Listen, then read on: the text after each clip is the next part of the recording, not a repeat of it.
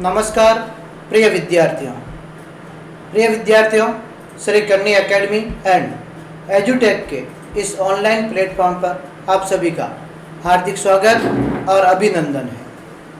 प्रिय विद्यार्थियों, हम कक्षा 12 के आरबीएससी पाठ्यक्रम के अनुसार हिंदी अनिवार्य के अंतर्गत पाठ 1 संत वाणी पढ़ रहे हैं, जिसके अंतर्गत हमने कबीरदास और तुलसीदास को पढ़ा तथा कृपाराम खेड़िया के जीवन परिचय और पाठ परिचय की बात की। ये पिछले 4-5 वीडियो के अंतर्गत हमने पढ़ा है। आज आगे हम तीसरे कवि कृपाराम खेड़िया को पढ़ेंगे। कृपाराम खेड़िया के कुछ शॉर्ट हमारी पाठ्य पुस्तक में है, जो उनके सेवक राज्य को संबोधित करके लिखे गए हैं। उन 7 प्रमुख शॉर्टों की सप्रसंग व्याख्या आज के वीडियो में हम बातचीत करेंगे।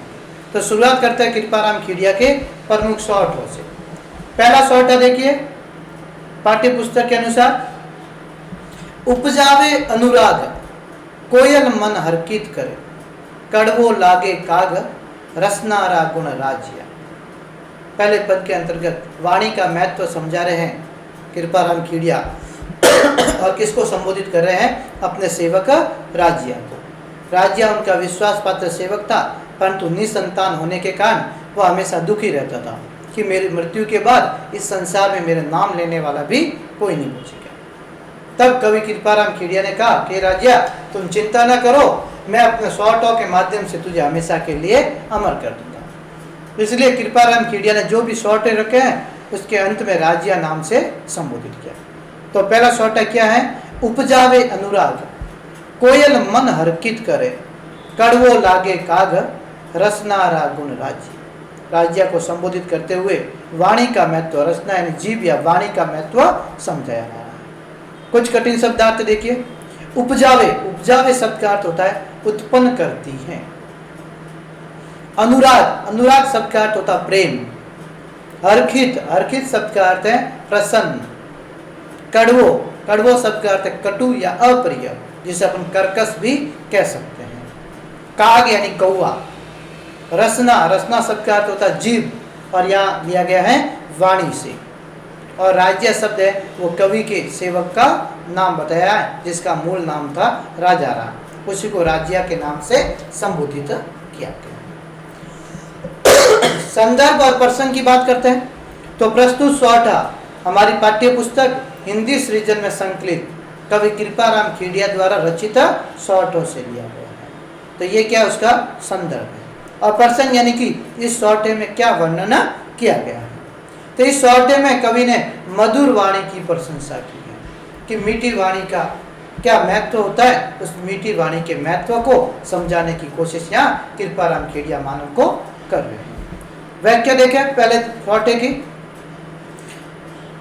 लिखा हुआ है, उपजावे अनुराग कोयल मन हरकित करे। कवि कृपाराम खेड़िया कहता है कि कोयल अपनी मधुर बोली से, मधुर वाणी से हृदय में प्रेम उत्पन्न करती है, और उसकी बोली सुनकर मन बड़ा प्रसन्न हो जाता है। देखो, अनुराग शब्द का अर्थ है प्रेम, उपजावे उत्पन्न करती है। जब कोयल बोलती है मधुर वाणी में तो हृदय में प्रेम उत्पन्न होता है और मन हरकित यानी प्रसन्न हो जाता है। परंतु इसके विपरीत बात करें तो कड़वो लागे काग, वही कौवा बोलता है तो कौवा अपनी कर्ण कटु यानी कि जो कानों को प्रिय नहीं लगती है, जिसको अपन कहते हैं कर्कश बोली, से सभी को बुरा लगता है।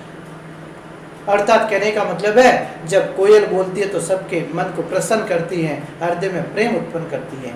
वही कौवा जब कड़वी वाणी में बोलता है तो लोगों को कर्कश लगने लगती है। रसनारा गुण राज्य, क्या कहते हैं राज्य? ये सब वाणी का ही प्रभाव है।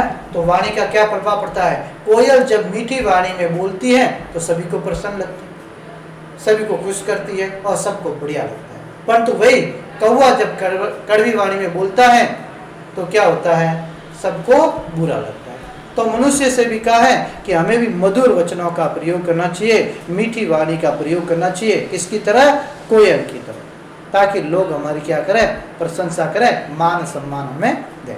प्रिय विद्यार्थियों, आज के समय में बड़े झूठ हो परंतु लोकप्रिय सुनना पसंद करते हैं, कड़वी वाणी सुनना कोई पसंद नहीं करते हैं। तो हमें भी कोयल की तरह प्रिय वाणी बोलनी चाहिए, मीठी वाणी का प्रयोग करना चाहिए। यही इस सौटे के अंदर कृपाराम खेड़िया बता रहे हैं। तो ये इसका सामान्य व्याख्या। फिर है इसके अंदर विशेष बात कि सौटे में क्या क्या विशेष बातें दी।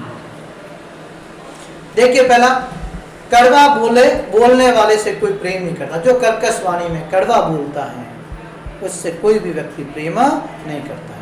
अतः सदा मधुर वाणी को प्रयोग करना चाहिए। इसलिए कैसी वाणी का प्रयोग करना चाहिए? मीठी वाणी का प्रयोग करना चाहिए। यह संदेश दिया गया है, ये संदेश इस सौटे में दिया गया। भाषा की बात करें तो राजस्थानी भाषा का प्रयोग। कृपाराम खेड़िया के जो सौटे लिखे गए हैं वो कौन सी भाषा में लिखे गए हैं? राजस्थानी भाषा में लिखे गए। तो भाषा सरल राजस्थानी। शैली कैसी है? नीति और शिक्षा की बात की गई तो शैली नीति शिक्षण परक है। उपदेशात्मक शिक्षण भी आप कह सकते हैं कि उपदेश देने की बात की है तो शैली के अंतर्गत आप उपदेशात्मक शैली भी लिख सकते हैं या नीति शिक्षक परक दोनों लिख सकते हैं। तो दोनों ही इसके अंतर्गत सही मानी जाती है। चौथी बात अपन करते हैं चंद की। चंद कौन सा? सौटा पढ़ रहे हैं और सौटे चंद की एक विशेषता बताई गई है कि इसके विषम चरणों में, यानी पहला और तीसरा, जो पहला यहाँ अनुराग तक खत्म हो रहा है और तीसरा यहाँ काग तक, यहाँ पर 11 मात्राएं हैं। कितनी मात्रा है? 11। तथा दूसरे तथा चौथे चरण में 13 मात्रा है। तो जिस चंद में विषम चरणों में 11 तथा सम चरणों में 13 मात्राएं हो वहां पर सौठा चंद रहता है। कौन सा चंद रहता है? सौठा चंद रहता है। और इसके विपरीत यदि विषम में 13 और सम में 11 हो जाए वहां पर दोहा चंद रहता है। तो हमने तुलसीदास और कबीर को तो क्या पढ़ा? दोहा चंद पढ़ा। और इसको उल्टा कृपाराम खेड़िया में क्या पढ़ता अपन? सौठा चंद का प्रयोग हुआ है। तो प्रिय विद्यार्थियों, ये इससे संबंधित कुछ महत्वपूर्ण बात है। दूसरा पद्य के सौठा, काली घनी कुरूप कस्तूरी काटा तुले, शक्कर बड़ी स्वरूप रोड़ा तुले राजिया। यहाँ पर राजिया को संबोधित करते हुए कृपाराम खेड़िया किसका महत्व बता रहा है? सुंदरता की तुलना में गुणों को महत्व दिया जा रहा है कि बाहर से सुंदर अच्छे होने से कोई मतलब नहीं, हमारे अंदर गुण होने जरूरी है। गुणों को ही महत्व दिया जाता है, रंग रूप को कोई महत्व नहीं दिया जाता है। यही दूसरे पद के अंतर्गत बताया गया है। कुछ कठिन शब्दार्थ देखिए। गणी, गणी शब्द का अर्थ होता है बहुत। कुरूप यानी बद्दी, गंदी जिसे अपन कहते हैं।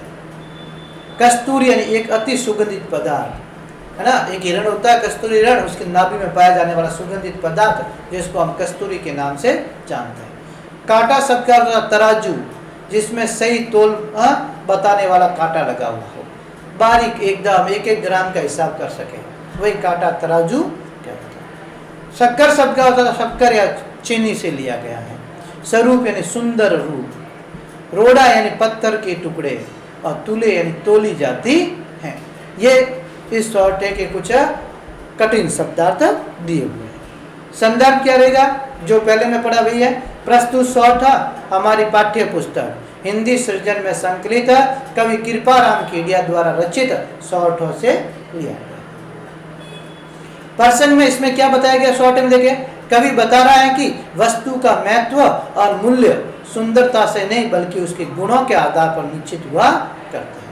कोई भी वस्तु हो, चाहे मनुष्य की बात करें, उसके महत्व की या उसके मूल्य की बात करें तो सुंदरता से नहीं बल्कि उसके गुणों के आधार पर आंका जाता है। किस प्रकार? वो इस सौटे की व्याख्या के माध्यम से हम समझते हैं। तो देखिए सौटे की व्याख्या क्या दे रखी। व्याख्या है, काली घनी कुरूप कस्तूरी काटा तुले, शक्कर बड़ी स्वरूप रोड़ा तुले राजिया। कृपाराम खेड़िया अपने सेवक राजिया को संबोधित करते हुए कहते हैं कि हे राजिया, काली घनी कुरूप कस्तूरी काटा तुले। अर्थात क्या कहते हैं कि कस्तूरी मृग में यानी कस्तूरी हिरण में, जो कस्तूरी हिरण से प्राप्त होने वाली कस्तूरी दिखने में काली और कुरूप होती है। हिरण की नाभि में जो सुगंधित पदार्थ पाया जाता है जिसको क्या कहते हैं?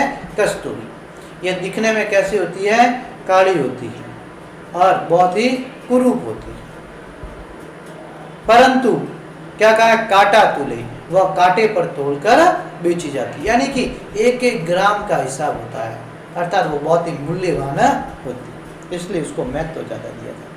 परंतु शक्कर बड़ी स्वरूप रोड़ा तुले राजा, चीनी होती है ना, वो देखने में बहुत ही स्वरूप यानी सुंदर होती है, दिखने में कैसे लगती है, बहुत ही सफ़ेद और सुंदर होती है, पर उसे रोड़ा तुले राजा, रोड़ा यानी पत्थर के बाटों से तोला जाता है।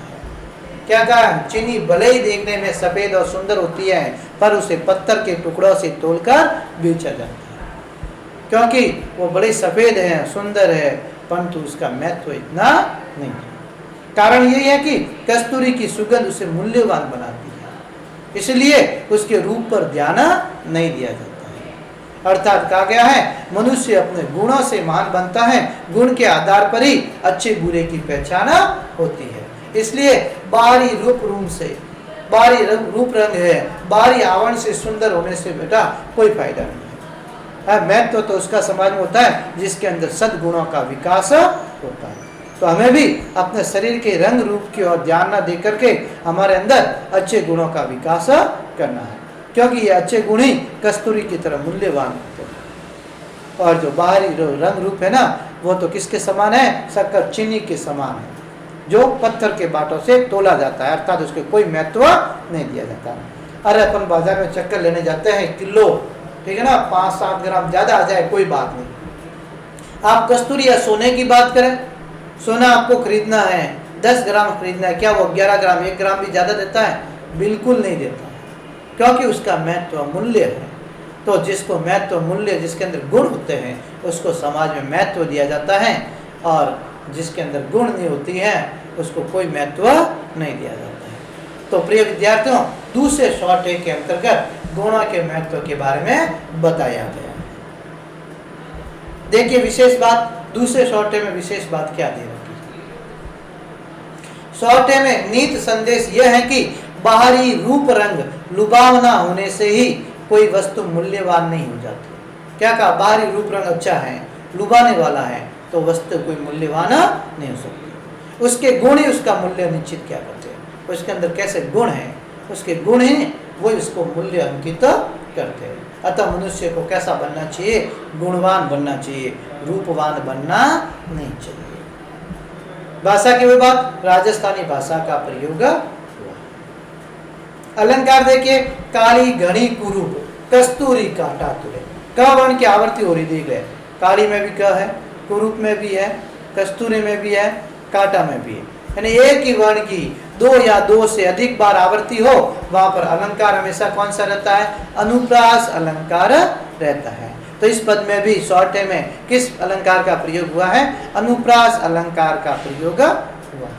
चंद वही कौन सा है, शॉर्ट चंद का प्रयोग हुआ, क्योंकि विषम चरणों में 11 मात्रा है और सम चरणों में 13 मात्राओं का प्रयोग हुआ, इसे चंद कौन सा है, शॉर्ट चंद का प्रयोग। तो दूसरे शॉर्ट के अंतर्गत रूप की तुलना में गुणों को महत्व दिया गया। आगे बढ़ते हैं, तीसरा शॉर्ट देखे, डूंगर जलती लाए जोवे सारो ही जगत, पर जलती निज पाए रति न सूझे राज्य। क्या है, पुनः सुने, डूंगर जलती लाए जोवे सारो ही जगत, पर जलती निज पाए रति न सूझे राज्य।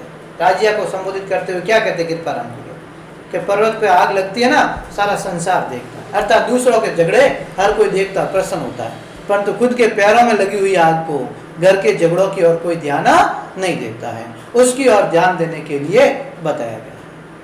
कुछ कठिन शब्द देखिए इसके, डूंगर शब्द का अर्थ होता पहाड़, लाए यानी आग, जोवे यानी देखता है, पाए शब्द का अर्थ होता पैर, रतिक यानी तनिक भी, थोड़ा भी, न सूझे यानी दिखाई नहीं देती।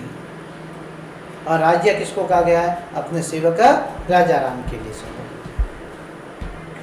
संदर्भ देखिए, प्रस्तुत शॉर्ट हमारी पाठ्य पुस्तक हिंदी सृजन में संकलित कवि कृपाराम खेड़िया द्वारा रचित शॉर्टों से लिया गया। तो संदर्भ सब समान रहेगा। प्रसंग इस शॉर्टे में क्या बताया गया है, तो इस शॉर्टे में कवि कृपाराम खेड़िया उन लोगों पर व्यंग्य कर रहे हैं जो दूसरों की कला और विवाद को देखकर आनंदित हुआ करते हैं। ऐसे लोगों पर व्यंग्य कटाक्ष कर रहे हैं जो दूसरों को, झगड़ों को, दूसरों के विवाद को देखकर प्रसन्न खुश होते हैं। परंतु खुद के झगड़ों की ओर ध्यान ही नहीं जाता है। ऐसे लोगों की ओर यहाँ पर व्यंग्य क्या क्या है। व्याख्या देखिए, तीसरे सौटे की व्याख्या के अंतर्गत क्या बताया गया, क्या कहा है देखिए कि डूंगर जलती लाए जो वे सारो ही जगत, पर जलती निज पाए रति न सूझे राज्या। कवि कृपाराम खेड़िया अपने सेवक राज्या को संबोधित करते हुए क्या कहते हैं कि डूंगर जलती राय, दूर पर्वत पर जलती आग को जो वे सारो ही जगत, सारा संसार बड़े आनंद के साथ देखा करता है। क्या कहा है कि हे राज्या, जब पर्वत पर, दूर पर्वत पर आग लगती है तो सारा संसार आनंद के साथ उसे देखा करता है, परंतु पर जलती निज पाए रति न सूझी राज्या। किंतु क्या कहा है, लोगों को अपने पैरों के पास लगी आग तनिक भी दिखाई नहीं देती। खुद के पैरों में जो आग लगी ना वो थोड़ी भी दिखाई नहीं देती। अर्थात भाव क्या है भाव यह है कि लोग दूसरों के बीच हो रही कलह और विवाद को देखकर मन ही मन प्रसन्न हुआ करते हैं। दूसरों के बीच में झगड़ा हो जाते हैं, कलह हो जाते हैं, उनको देखकर खुश होते हैं। कहते हैं ना, इसके साथ तो ये होना था, अच्छा हुआ, झगड़े को देखकर खुश होते हैं। पर उन्हें अपने घर की कलह और विवाद का ध्यान नहीं होता, परंतु खुद के घर के झगड़ों की ओर उनका कोई ध्यान ही नहीं होता। तो तीसरे सौटे में कृपाराम खेड़िया क्या कहते हैं कि मनुष्य को दूसरों के झगड़ों से प्रसन्न होने की बजाय अपने घर के झगड़ों को मिटाना चाहिए, घर के झगड़ों की ओर ध्यान देना चाहिए, दूसरों के विवाद की ओर कोई ध्यान नहीं देना चाहिए। यही बात इस पद के अंतर्गत समझाई गई। आगे देखिए, विशेष बात देखिए इसकी। नंबर 1, कवि का हास्य है कि दूसरों के दोषों पर दृष्टि डालने से पहले व्यक्ति को अपने भीतर भी झांक कर देखना चाहिए कि स्वयं उनके भीतर कितने दोष पड़े हुए। दूसरों की गलतियां निकाले ना, उससे पहले खुद की गलतियां देखो, अपने अंदर झांक के देखो मेरे अंदर कितनी गलतियां हैं। अपने दोष को दूर कीजिए, फिर दूसरों के दोष को दूर करने की बात कीजिए। तो मनुष्य को पहले खुद को सुधार करना चाहिए, फिर दूसरों की ओर ध्यान देना चाहिए। यही बात कृपाराम खेड़िया यहाँ समझा रहे हैं। भाषा की बात की जाए तो राजस्थानी भाषा का प्रयोग, शैली कौन सी है? एक तो ऐसे लोगों पर व्यंग्य किया जो दूसरों के ऊपर आनंदित होते देख करके, तो व्यंग्यात्मक शैली है। और उपदेश दिया है कि व्यक्ति को पहले अपने दोष दूर करने चाहिए, तो उपदेश देने का काम भी उन्होंने किया है। तो शैली कैसी रहेगी? व्यंग्यात्मक और उपदेशात्मक रहेगी। छंद वही 11 और 13 मात्राओं की खातिर छंद कौन सा? यहाँ पर भी शॉर्ट छंद का प्रयोग हुआ। तो ये कुछ तीसरे की विशेष बातों के अंतर्गत दिया। तो तीसरे पद स्वाटे में हमने क्या पढ़ा कि व्यक्ति को दूसरों की दृष्टि की ओर ध्यान देने से पहले खुद की दृष्टि की ओर ध्यान देना चाहिए, खुद के अंदर बीते दोषों की ओर ध्यान देना चाहिए। आगे बढ़े, चौथा सौटा देखिए। चौथा सौटा है मतलब री मनवार चुपके लावे चूरमो, बिन मतलब मनवार राब न पावे राज्य। ये शब्द राब है, राब न पावे राज्य। अर्थात क्या कहा है? मनुष्य कैसा है? स्वार्थी है, मतलबी है। जब हमारी किसी से गरज है, मतलब है, कोई स्वार्थ सिद्ध करवाना है तो अगले का हम मान मनुहार करते हैं, बढ़िया सेवा चाकरी करते हैं, और कोई मतलब नहीं है उससे, कोई स्वार्थ नहीं है तो अपन उसको पानी तक भी नहीं पिलाते। इस प्रकार मनुष्य की स्वार्थ प्रवृत्ति का वर्णन किया गया है। तो देखिए कुछ कठिन शब्द। मतलब शब्द का अर्थ होता है स्वार्थ, मतलब का अर्थ होता है स्वार्थ, री यानी की। मनवार शब्द का अर्थ है मनुहार या मनाना, या अपन कहते हैं आव भगत करना। चुपके यानी चुपचाप। चूरमो यानी चूरमा, बाटी को मसलकर और घी शक्कर मिलाकर बनाया गया स्वादिष्ट खाद्य पदार्थ, इसे अपन चूरमा कहते हैं। राब शब्द का अर्थ होता है गन्ने को ओटाकर गाढ़ा किया गया रस। गन्ने का रस होता है ना, ओटा करके, उसको राब के नाम से जाना जाता है। तो कुछ कठिन शब्द आते हैं। और राज्य शब्द किसको संबोधित है? सेवक राजा राम के लिए संबोधित। संदर्भ देखिए, प्रस्तुत सौठा हमारी पाठ्य पुस्तक हिंदी सृजन में संकलित कवि कृपाराम खेड़िया द्वारा रचित सौठों से लिया गया है। तो ये कहाँ से लिया गया है? कृपाराम खेड़िया द्वारा रचित सौठों से। तो ये उसका क्या हो गया? संदर्भ। प्रसंग यानी कि सौठे में क्या बातचीत की गई है देखिए। तो इस सौठे में कवि कृपाराम खेड़िया अपने सेवक राजिया को बता रहा है कि संसार में सभी लोग अपने स्वार्थ पर आधारित व्यवहार किया करते हैं। संसार के लोग है ना, कैसे व्यवहार करते हैं दूसरों के साथ? स्वार्थ के आधार पर। जब स्वार्थ की सिद्धि करनी है तो हम उसकी मनुहार करते हैं, आओ भगत करते हैं। परंतु जैसे स्वार्थ पूर्ण हो जाता है या कोई स्वार्थ नहीं किसी से, तो अपन उसके साथ अलग प्रकार का व्यवहार करते हैं। किस प्रकार? इसकी व्याख्या के माध्यम से हम समझते हैं। व्याख्या देखे चौथे सॉर्टे की क्या कहते हैं कृपाराम खेड़िया? मतलब री मनवार चुपके लावे चूरमा, बिन मतलब मनवार राग न पावे राज्य।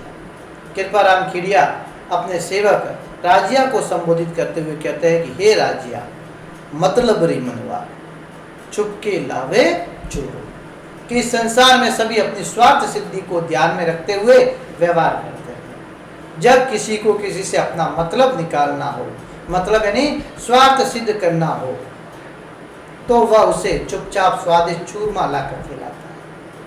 अरे स्वार्थ पूर्ति के लिए हम उसकी अच्छी से आव भगत करते हैं, यहाँ तक कि बढ़िया चूरमा भी खिलाते हैं, क्योंकि हमें उससे कुछ गरज है, हमारा स्वार्थ उसमें छिपा हुआ है। परंतु बिन मतलब मनवार राग न पावे राज्य। जब कोई स्वार्थ नहीं होता है तो उस व्यक्ति को कोई राग भी नहीं देता पीने के लिए। है चूरमा तो छोड़ो, एक तरह छोटा सा पदार्थ राग जैसा जो लिक्विड हो, छाछ और इससे बनता है या फिर गन्ने से बनाया जाता है, वो भी नहीं पिलाते। तो बताइए मानव प्रवृत्ति कैसी हुई है? स्वार्थ प्रवृत्ति है। जब स्वार्थ है तो हम उसकी आवभगत करते हैं, और जैसे स्वार्थ समाप्त हो जाता है या कोई स्वार्थ नहीं रहता है तो हम उसका कोई मान मनुहारा नहीं करते। तो यहाँ कृपाराम खेड़िया संदेश देते हैं कि मनुष्य को स्वार्थ प्रवृत्ति को त्याग करके हमेशा समान प्रवृत्ति से रहना चाहिए और सब लोगों को समान तुलना देना चाहिए। तो मनुष्य के कैसे व्यवहार की ओर वर्णन किया गया है? मनुष्य के स्वार्थ भाव की ओर यहाँ पर वर्णन किया। विशेष देखिए इस पद का कि विशेष बात क्या बताई गई है। इस सॉर्टे में राजस्थानी भाषा का प्रयोग हुआ, भाषा एक ही पढ़ रहे सब में, राजस्थानी भाषा। उपदेश देने का काम किया है और ऐसे लोगों पर व्यंग्य किया है जो स्वार्थ सिद्धि पर ध्यान देते हैं। तो शैली कैसी हो गई? उपदेशात्मक और व्यंग्यात्मक। चंद वही 11 और 13 मात्रा है। कौन सा रहेगा? सॉर्टे चंद का प्रयोग यहाँ पर भी। तो कुछ विशेष बातें ये इसके अंतर्गत दे रखी है। तो चौथे पद सॉर्टे के अंतर्गत हमने क्या पढ़ा कि मनुष्य को स्वार्थ सिद्धि के लिए आगे, ठीक ना, स्वार्थ सिद्धि की ओर ध्यान न देकर सभी को समान महत्व देना चाहिए। परंतु यहाँ तो कृपाराम खेड़िया बता रहे हैं कि जब मनुष्य को किसी से स्वार्थ सिद्धि है, कोई काम निकलवाना है, तो अच्छी सी हाथ भगत करते हैं, और किसी से कोई काम नहीं है तो उसको कोई महत्व नहीं दिया जाता है। यही बात इसके अंतर्गत बताई। पांचवा सॉर्टा देखिए, मुख ऊपर मिठियास घटमाई खोटा गड़े, इसड़ा सु इखलास राखी जे नहीं राज। क्या कहा है? ऐसे भी कुछ लोग होते हैं जो हमारे मुंह के ऊपर तो मीठी मीठी बातें करते हैं और उनके दिल में, उनके मन में हमारे प्रति खोट गड़ी होती है। ऐसे लोगों से क्या मित्रता संभव है? कभी नहीं है। अरे मुंह में राम और बगल में छुरी, ये वाली कहावत जो सिद्धार्थ सिद्ध करते हैं, ऐसे लोगों से कभी भी मित्रता, अच्छे भाव रखना आसान नहीं। तो यही संदेश कृपाराम खेड़िया इस 5वें सॉर्टे के अंदर दे रहे हैं। कुछ कठिन शब्दार्थ देखें। मिठियास, मिठियास शब्द का अर्थ होता है मीठी बातें। मिठियास शब्द का अर्थ है मीठी बातें। गट, गट यानी हृदय या मन। माई यानी मैं, माई शब्द का अर्थ में। खोटा, खोटा यानी चालाक या कुटिल स्वभाव का। गड़े यानी बहुत। इसड़ा शब्द का अर्थ होता है ऐसे। इखलास, इखलास शब्द का अर्थ है मित्रता। इखलास शब्द का अर्थ है मित्रता। राखी यानी रखिए, और नहीं यानी नहीं से लिया गया। राज्य शब्द सेवक राजा राम के लिए। संदर्भ देखिए सॉर्टे का। प्रस्तुत सॉर्टा हमारी पाठ्य पुस्तक हिंदी सृजन में संकलित कवि कृपाराम खेड़िया द्वारा रचित सॉर्टों से लिया गया है। तो इसमें भी संदर्भ वही रहेगा, परंतु इसका प्रसंग बदलेगा। क्या बताइए देखिए प्रसंग में। इस सॉर्टे में कवि अपने सेवक राज्य को उन लोगों से सावधान रहने की सीख दे रहा है जो मुख से तो मीठा बोलते हैं किंतु हृदय में चल कपट रखते हैं। क्या बात बताई है कि वो अपने सेवक राजा राम से कहते हैं, हे राजा, ऐसे लोगों से सावधान रहना चाहिए या दूर रहना चाहिए जो हमारे मुख पे ऊपर तो कैसे मीठी मीठी वाणी में बोलते हैं, परंतु उनके हृदय में हमारे प्रति कैसा व्यवहार होता है, चल कपटपूर्ण व्यवहार होता है। ऐसे लोगों से कभी मित्रता नहीं की जा सकती है। ऐसे लोगों से हमेशा क्या रहना चाहिए, दूर रहना चाहिए।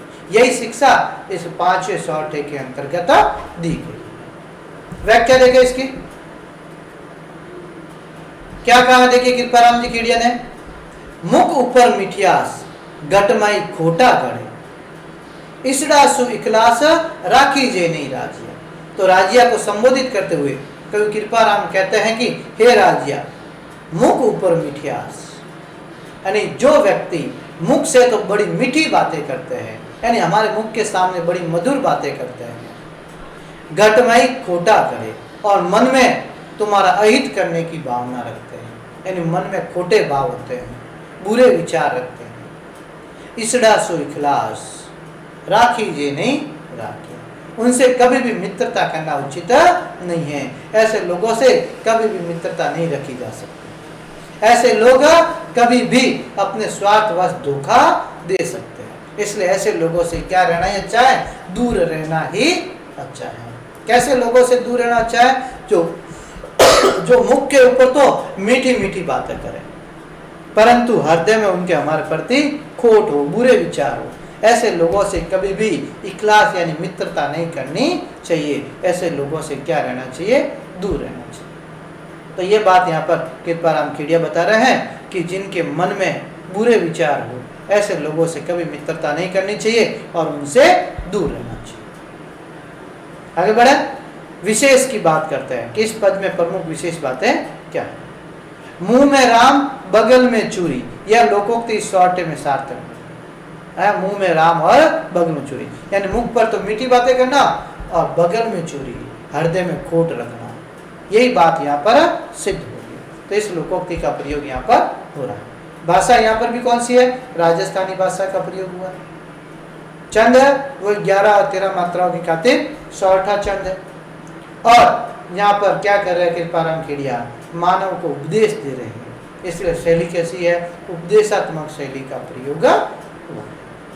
तो 5वें के अंतर्गत मनुष्य से क्या कहा गया है कि ऐसे लोगों से दूर रहो जिसके मन में खोट हो, है बुरे विचार हो। ऐसे लोगों से कभी भी मित्रता नहीं की जा सकती।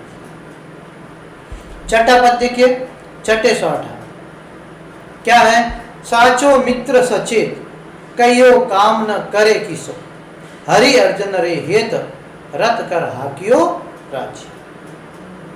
क्या कहते हैं कृपाराम खेड़िया, राज्य को संबोधित करते कहते हैं जो सच्चा मित्र होता ना वो तो हमारा काम बिना कहे ही कर देते हैं। और यहाँ तो कृष्ण और अर्जुन का उदाहरण देकर समझाया जा रहा है कि महाभारत के युद्ध में है ना, भगवान श्री कृष्ण ने अर्जुन के सारथी का काम भी किया था और मित्रता का निर्वाह किया था। तो सच्चे मित्र की पहचान इस छठे सौटे के अंतर्गत बताई जाएगी। कठिन शब्द देखिए, साचो, साचो शब्द का अर्थ होता है सच्चा या हितैषी, हित करने वाला।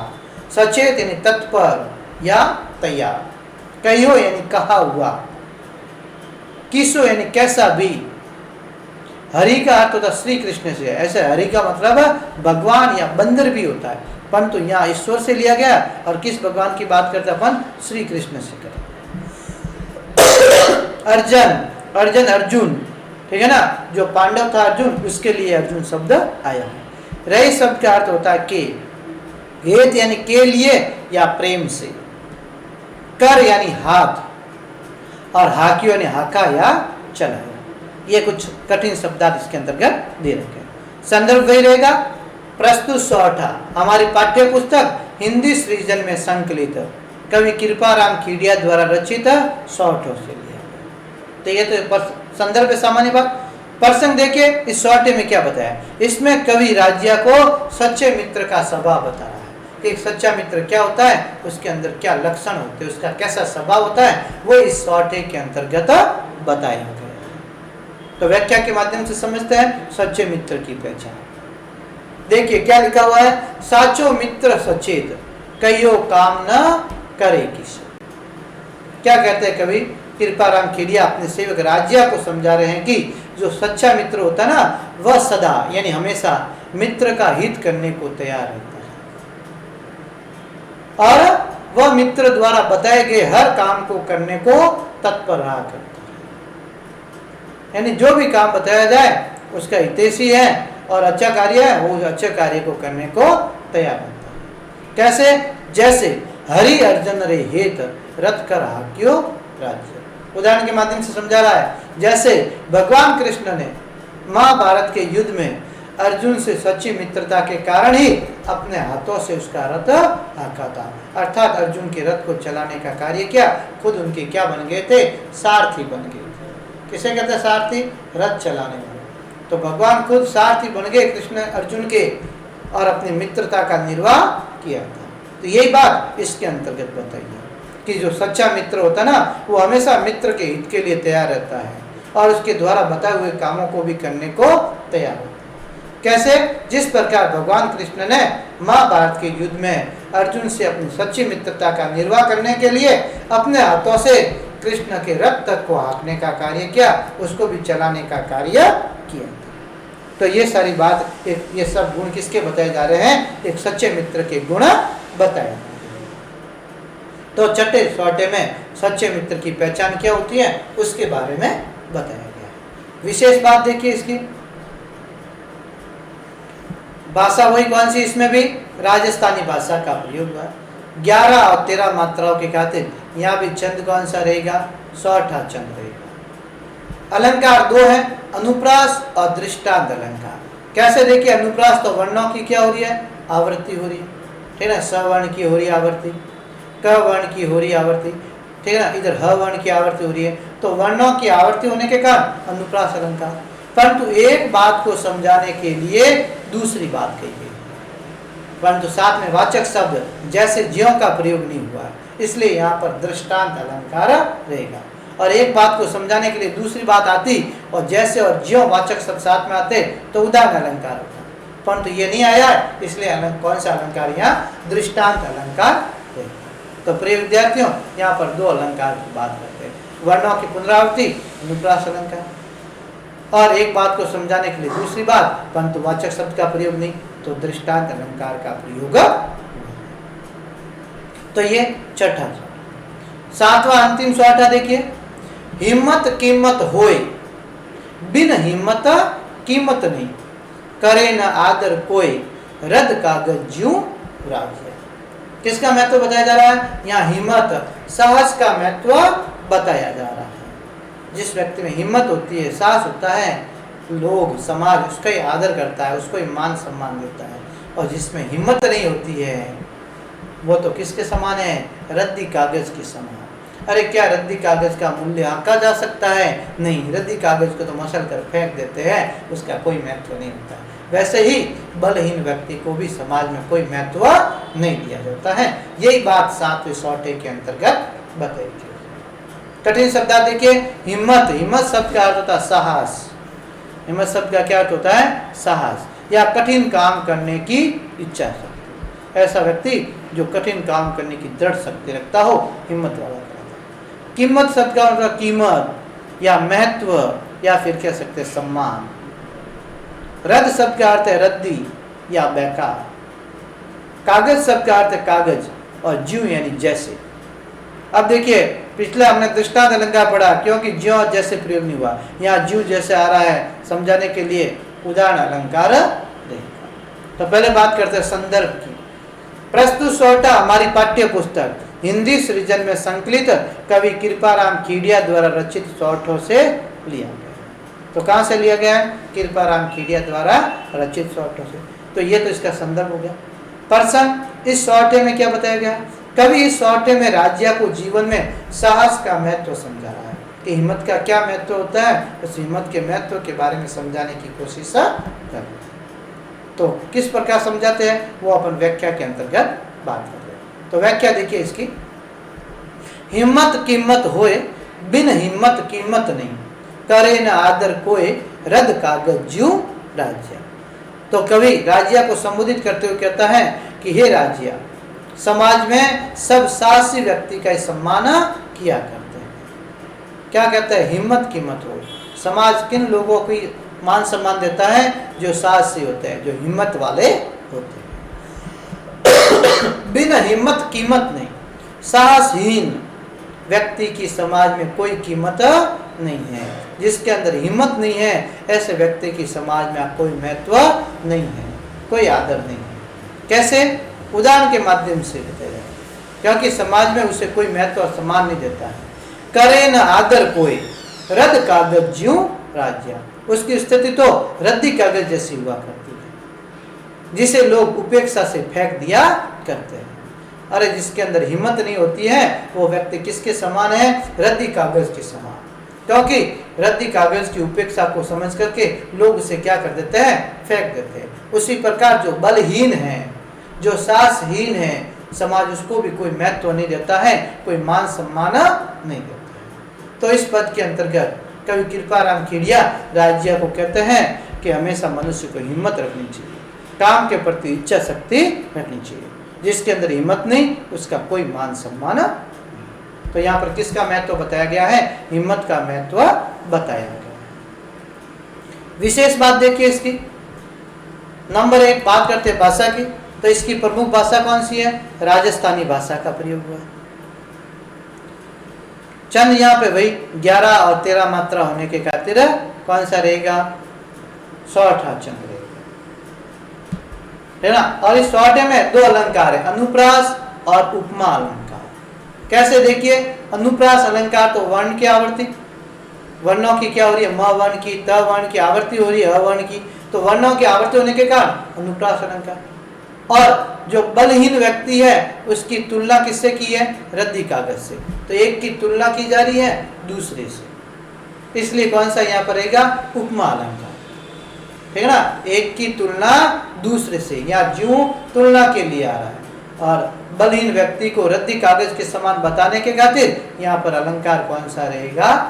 उपमा अलंकार। और यदि कोई एक बात को समझाने के लिए यदि दूसरी बात की हो, एक बात को समझाने के लिए दूसरी बात, और जैसे और जो शब्द आ जाए तो वहां पर उपमा उदाहरण अलंकार भी रहता है। तो उदाहरण अलंकार की बात भी इसमें होती है। तो ये कुछ विशेष बातें इस संदर्भ में दे रखी है। प्रिय विद्यार्थियों, आज हमने कृपाराम खेड़िया के प्रमुख 7 सौठों के बारे में पढ़ा और पाठ 1 आज अपन यहाँ समाप्त करते हैं, जिसके अंतर्गत हमने 3 कवियों को पढ़ा है, संत कबीरदास जी को, तुलसीदास जी को और कृपाराम खेड़िया को। अगले पाठ की शुरुआत अपन अगले वीडियो में करेंगे।